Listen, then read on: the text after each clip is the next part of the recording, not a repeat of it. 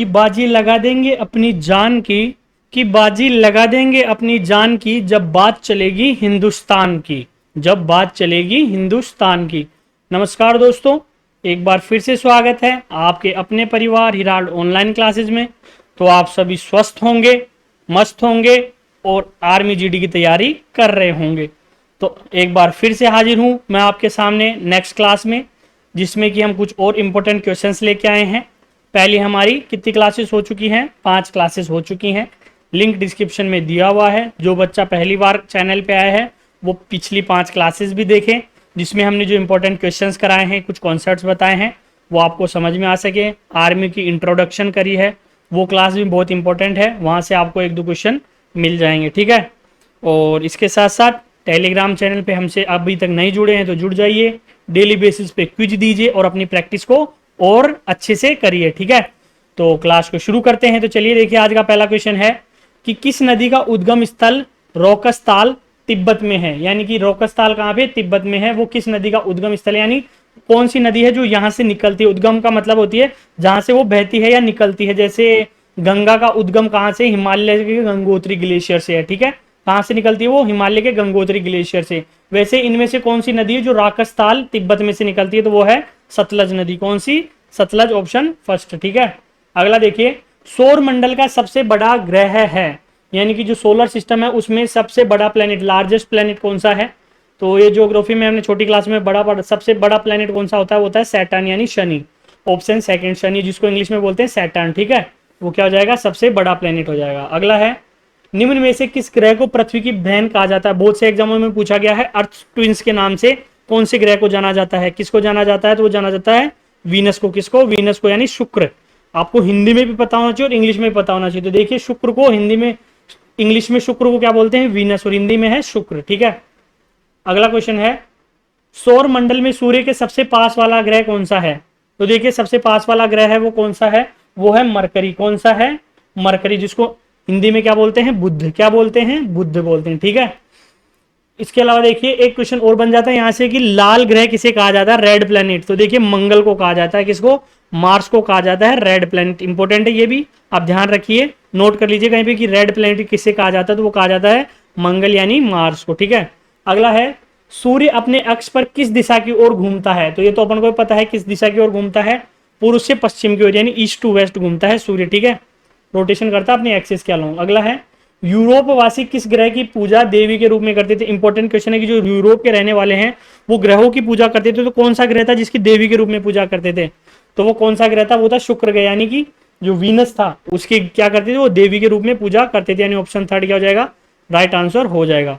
अगला देखिए, एक महत्वपूर्ण ग्रह जहां पर वायुमंडल का अस्तित्व है, यानी कि जहां पे एटमॉस्फेयर है, वो कौन सा ग्रह है? तो देखिए, इसका जो राइट आंसर हो जाएगा वो हो जाएगा ऑप्शन फर्स्ट, यानी कि मंगल, यानी मार्स पे क्या है? एटमॉस्फेयर एग्जिस्ट करता है, ठीक है। अगला है, सूर्य व पृथ्वी के मध्य कौन से 2 ग्रह हैं? इंपॉर्टेंट है, सूर्य और पृथ्वी के मध्य में कौन से हैं 2 ग्रह? तो इसका जो राइट आंसर हो जाएगा वो हो जाएगा बुध और शुक्र। कौन सा हो जाएगा? बुध और शुक्र, यानी कि मरकरी और विनस। अर्थ कौन से नंबर पे है? थर्ड नंबर पे है। सबसे पहले है मरकरी, फिर है विनस, यानी कि बुध, फिर शुक्र, फिर पृथ्वी, ठीक है। तो ऑप्शन थर्ड क्या हो जाएगा? राइट आंसर हो जाएगा। अगला देखिए, सूर्य मुख्यतः किस पदार्थ का बना हुआ है? यानी कि जो सन है वो किस चीज का बना हुआ है? तो किसका है? हाइड्रोजन का। आपको पता होना चाहिए सन किससे बना हुआ है? हाइड्रोजन का बना हुआ है, ठीक है। अगला है, सौर मंडल का सबसे ऊंचा पर्वत निक्स ओलंपिया किस ग्रह पर स्थित है? यानी जो निक्स ओलंपिया है वो किस ग्रह पे स्थित है? तो वो है मार्स पे। किस पे है? मार्स पे है, यानी मंगल पे, ठीक है। अगला है, इंपॉर्टेंट क्वेश्चन, पृथ्वी सूर्य का एक चक्कर कितने दिनों में पूरा करती है? तो देखिए, इसका जो राइट आंसर है वो है 365 सही 1/4 दिन। आपको पता होना चाहिए कि 365 सही 1/4 दिन में, इसलिए 4 साल में 1 दिन बढ़ जाता है लीप ईयर का, ठीक है। तो इसलिए एक चक्कर पूरा करती है 365 सही 1/4 दिन के अंदर। राइट आंसर ये होगा। तो 1/4 हर साल बढ़ेगा तो 4 साल में 1 दिन बढ़ जाएगा, इसलिए लीप ईयर में क्या हो जाते हैं? 366 दिन हो जाते हैं। अगला देखिए, दिन व रात होने का कारण है, यानी दिन और रात क्यों होते हैं? इसका जो कारण है वो क्या है कि पृथ्वी का अपने अक्ष पर घूर्णन करना है, कि पृथ्वी क्या कर रही है? अपने एक्सिस पे रोटेट हो रही है, और इससे क्या होता है? दिन और रात हो जाते हैं। जब सूर्य के सामने होती है तो दिन हो जाता है, और जैसे ही सूर्य पीछे चला जाता है तो क्या हो जाती है? एक तरफ रात हो जाती है, दूसरी तरफ दिन हो जाता है, ठीक है। तो ये दिन और रात कैसे चलते हैं? पृथ्वी अपनी जो एक्सिस है उस पर रोटेट कर रही है, जिससे क्या हो रहे हैं, दिन और रात यानी डे और नाइट होते हैं। अगला देखिए, पृथ्वी की अक्ष कक्षा तल पर कोण बनाती है, यानी कितना कोण बनाती है पृथ्वी की अक्ष कक्षा तल पर, तो वो बनाती है 23.5 डिग्री, यानी 23 से 1/2 डिग्री, 23.5 डिग्री का कोण बनाती है। ठीक है, अगला देखिए, सौर मंडल की ऊपरी सौर सीमा की मोटाई लगभग कितनी है, यानी कि जो सौर मंडल है उसकी जो ऊपरी सौर सीमा है उसकी जो मोटाई है वो कितनी है, तो वो है लगभग 1.8 किलोमीटर। कितनी है, 1.8 किलोमीटर। अगला देखिए, वायुमंडल का अपेक्षित आर्द्रता मापन के लिए प्रयुक्त उपकरण है, यानी कि जो वायुमंडल एटमॉस्फेयर है उसका अपेक्षित जो आर्द्रता मापन है यानी मॉइस्चराइजर का जो मेजरमेंट होता है वो किससे होता है, तो वो होता है हाइग्रोमीटर से। किससे, हाइग्रोमीटर, ऑप्शन सेकंड। अगला देखिए, निम्न में से कौन सा महासागर ऑस्ट्रेलिया और अफ्रीका के बीच में है, तो वो है इंडियन ओशियन, यानी कि हिंद महासागर। ठीक है, कौन सा है, हिंद महासागर। अगला देखिए, विश्व का सबसे बड़ा महासागर कौन सा है, तो वो है पैसिफिक ओशियन, प्रशांत महासागर सबसे बड़ा है। ठीक है, अगला है, कौन सा महासागर एस आकृति के समान दिखाई देता है, तो अटलांटिक जो ओशन है अटलांटिक वो कैसा दिखता है, एस आकृति का दिखाई देता है। कैसा दिखाई देता है, एस आकृति का दिखाई देता है। ठीक है, अगला देखिए, समुद्र पृथ्वी की सतह का लगभग घेरे हुए है, तो ये तो साइंस के बच्चों की 6th 7th 8th में बता देते कि 70% क्या है, अर्थ में पानी है। कितना है, लगभग 70% पे क्या है, पानी, और उसमें से सिर्फ 1% पीने योग्य है। ठीक है, फ्रेश वाटर कितना है, 1% है, बाकी 70% है ओशियंस में, लेकिन वो क्या है, सुटेबल नहीं है लिविंग्स के लिए या पीने के लिए, ह्यूमन बींग्स के लिए। ठीक है, अगला है, विश्व का सबसे छोटा महासागर है, तो विश्व का सबसे छोटा महासागर कौन सा है, आर्कटिक है। कौन सा है, आर्कटिक। तो देखिए 4 क्वेश्चन बन गए यहाँ से। कौन कौन से बन गए कि सबसे बड़ा कौन सा है, तो वो है पैसिफिक यानी प्रशांत महासागर। एस आकृति का कौन सा है, वो है अटलांटिक महासागर। सबसे छोटा कौन सा है, वो है आर्कटिक महासागर। और इसके अलावा एक क्वेश्चन हमने और पढ़ा था कि ऑस्ट्रेलिया और अफ्रीका के बीच में कौन सा है, तो वो है इंडियन ओशियानी की हिंद महासागर। ठीक है, अगला देखिए, किस सागर का तट नहीं है, यानी कि कौन सा सागर है जिसपे तट नहीं है, तो वो है सारगेसो सागर। ठीक है, कौन सा, सारगेसो सागर। अगला है, विश्व में क्षेत्रफल की दृष्टि से सबसे बड़ा सागर है, यानी कि जो एरिया वाइज देखे तो सबसे बड़ा जो सागर है वो कौन सा है, तो वो है दक्षिणी चीन सागर। कौन सा है, दक्षिणी चीन सागर, किससे, एरिया वाइज सबसे बड़ा।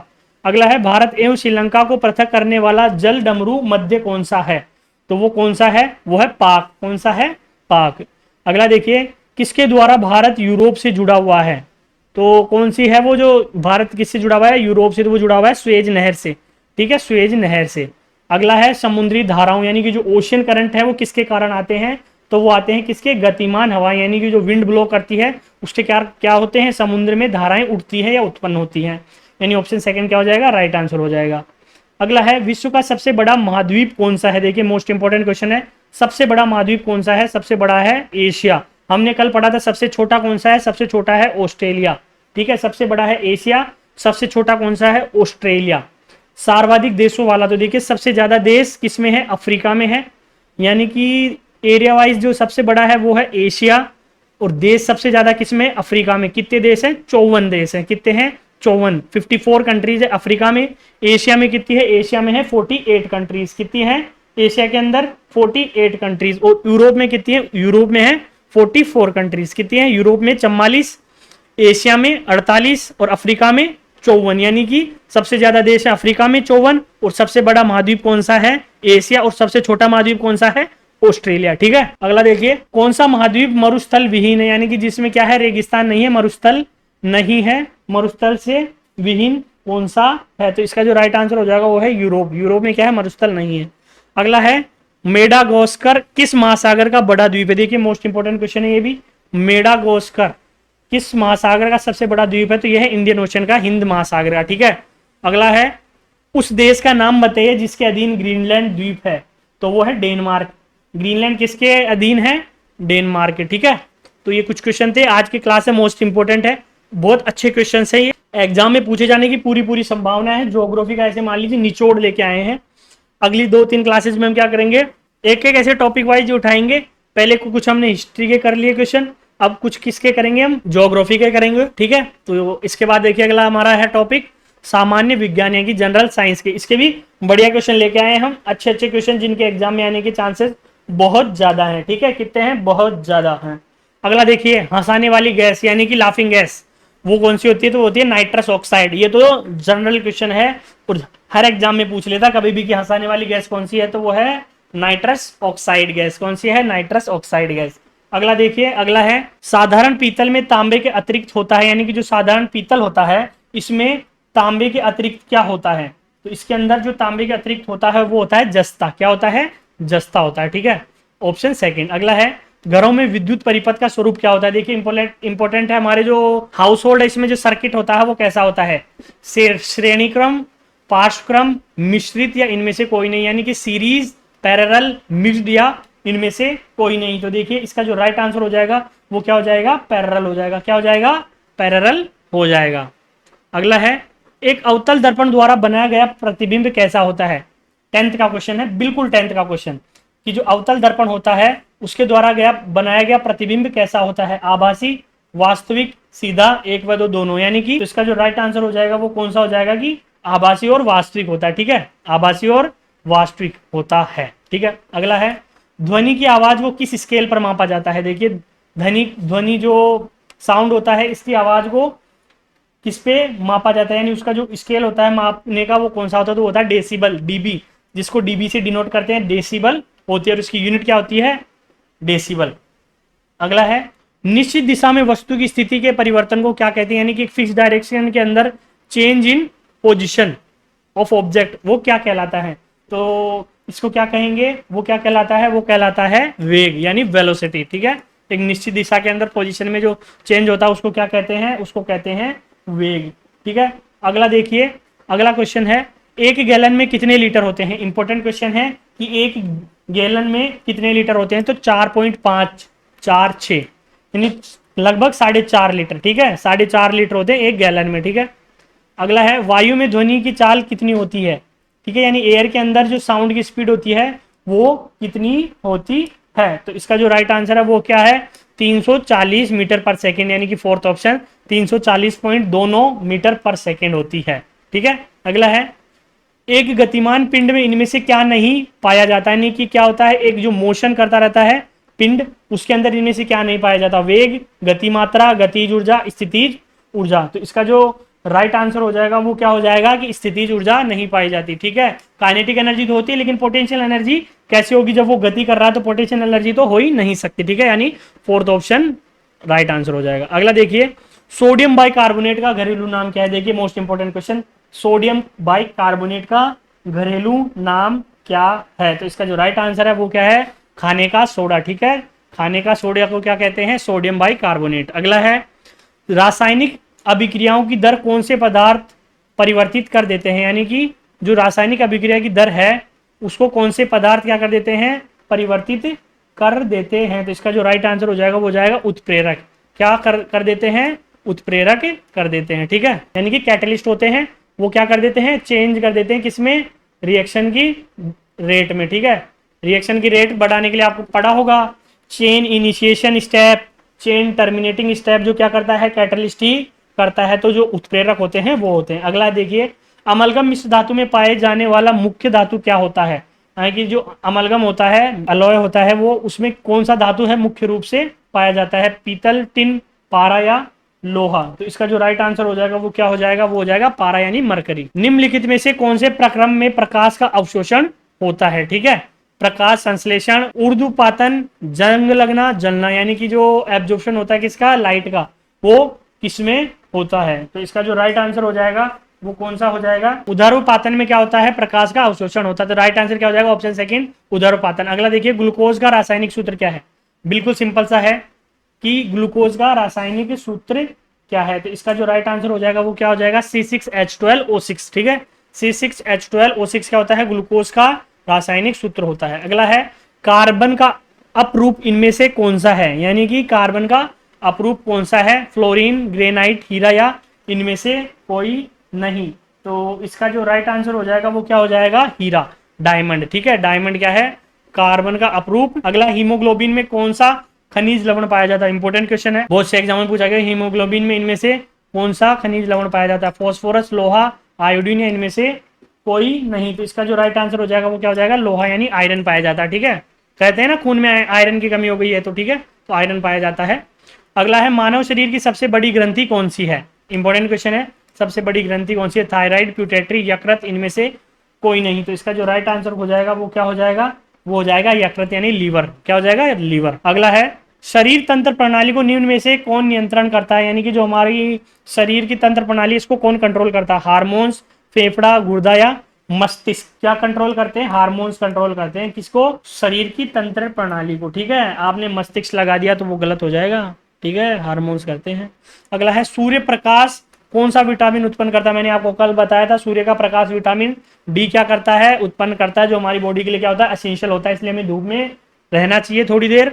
ठीक है, तो ऑप्शन 4 क्या हो जाएगा? इसका राइट आंसर हो जाएगा। अगला देखिए, निम्नलिखित में से सबसे अच्छा प्रोटीन का स्रोत क्या है? यानी कि प्रोटीन जिसमें सबसे अच्छी मात्रा में पाया जाता है, मछली, सेब या घी? तो इसका जो राइट आंसर हो जाएगा वो क्या हो जाएगा? वो हो जाएगा मछली, यानी फिश में पाया जाता है प्रोटीन। प्लेग बीमारी किससे फैलती है? देखिए आपको पता होगा कि ये प्लेग बीमारी 1918-20 के आसपास चली थी। जो किससे फैलती है? मक्खी, मच्छर, कुत्ता या चूहा? तो इसका जो राइट आंसर है वो है चूहा। किससे फैलती थी? चूहा से। ठीक है, चूहे से। तो दोस्तों ये कुछ क्वेश्चन थे। हम उम्मीद करते हैं कि जो हमने क्वेश्चन आज आपको कराए हैं ये इंपॉर्टेंट है। ये रियली बहुत इंपॉर्टेंट क्लास है। आज की हमने क्या करा है? बहुत अच्छे अच्छे क्वेश्चन है। जो आज हमने 45 क्वेश्चन नहीं 50 या 51 क्वेश्चन कर लिए हैं टोटल। 30 क्वेश्चन तो हमने करे हैं किसके? जीके के, और 21 क्वेश्चन करे हमने किसके? जनरल साइंस के। जो 51 क्वेश्चन है मोस्ट इंपॉर्टेंट क्वेश्चन है। इनमें से आपके क्वेश्चन 2 से 3 क्वेश्चन आने की पूरी संभावना है। तो आज की क्लास जरूर देखें, पूरी देखें। ठीक है, 2 से 3 क्वेश्चन आपको इसमें मिलेंगे ही मिलेंगे। ठीक है, पूरी क्लास के अंदर आर्मी जीडी के। ठीक है, तो मिलते हैं नेक्स्ट क्लास में।